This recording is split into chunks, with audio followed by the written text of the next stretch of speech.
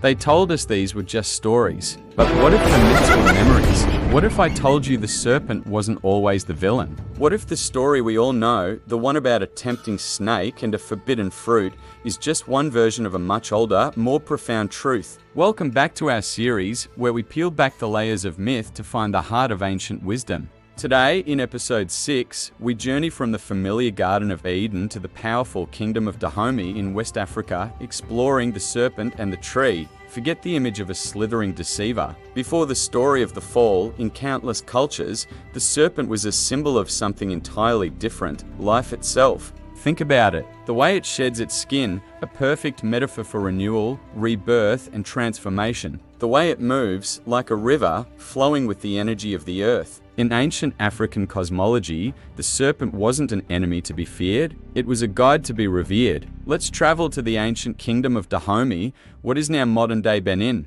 Here, the divine serpent wasn't just a symbol, it was a creator deity. Meet Dan, the rainbow serpent. In their cosmology, Dan is an androgynous, primordial being who helped the creator Mawalisa shape the universe. Imagine a colossal serpent, its iridescent scales shimmering with all the colors of the rainbow, coiling itself around the earth to hold it together, to give it form and structure. Its very presence prevents the world from collapsing into chaos. This isn't a story of temptation, it's a story of cosmic support and foundational strength. In Dahomey myth, Dan the serpent is also the keeper of life's secrets. It moves between the realms, the earth, the water, and the heavens, acting as a messenger for the gods and a conduit of divine knowledge. Think of Dan as the ultimate cosmic librarian, holding the keys to wisdom that humans could access not through defiance, but through respect and ritual. The serpent didn't offer a single, forbidden fruit. Instead, it represented the entire cycle of life, death, and rebirth, a continuous flow of knowledge available to those who understood its language. Now, let's place this idea next to the story from Genesis.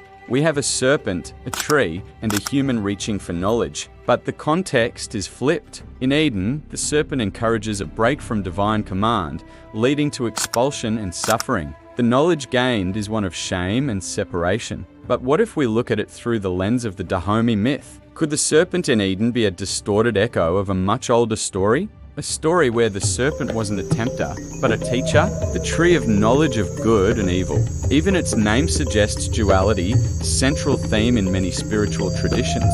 In the Dahomey tradition, the serpent Dan is also a dual being, both male and female, creator and sustainer. It embodies the idea that life isn't about choosing good or evil, but about understanding and balancing the two. Knowledge isn't a one-time transaction, it's a lifelong journey of integrating light and shadow. The serpent, in this context, isn't tricking humanity. It's inviting us to embrace the complexity of existence. So, where did the narrative shift? Why did the serpent become the villain? Many scholars believe that as patriarchal societies and monotheistic religions rose, older, earth-based spiritualities were suppressed. The symbols of these ancient faiths, like the serpent and the sacred feminine, were demonized. The wise serpent, a symbol of life, healing, and cyclical wisdom, was recast as the ultimate liar, the enemy of God and humanity. The story of Eden, in this light, can be seen as a form of spiritual propaganda designed to sever our connection to these older, more holistic ways of understanding the divine. Imagine the prompt we started with, a golden serpent coiled around a glowing tree, a human silhouette reaching not for a fruit, but for the light itself. This image perfectly captures the essence of the older myth. The serpent isn't blocking the path, it is the path. It's coiled around the tree of life, the axis mundi, the cosmic pillar that connects heaven and earth. The human isn't committing a sin. They are participating in a sacred act of communion, reaching for enlightenment, for a deeper connection to the universe. The serpent is the guardian and the guide on this journey. This brings us to the core of our exploration, spiritual deception. But the deception might not be where we think it is.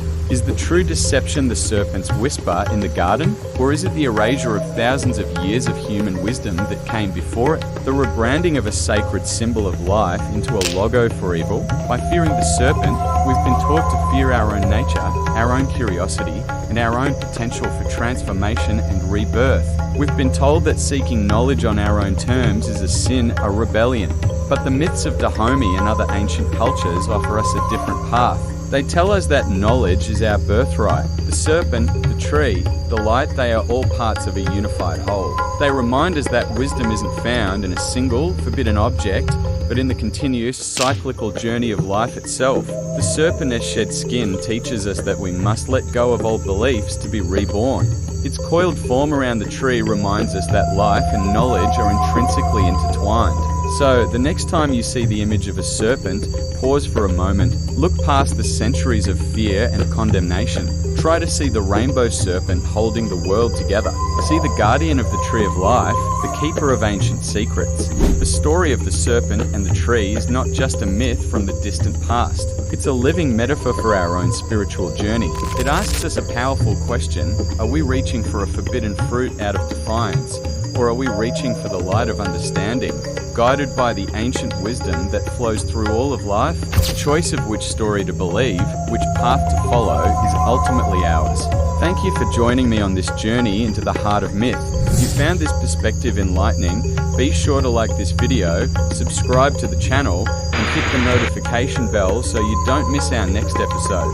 See you next time.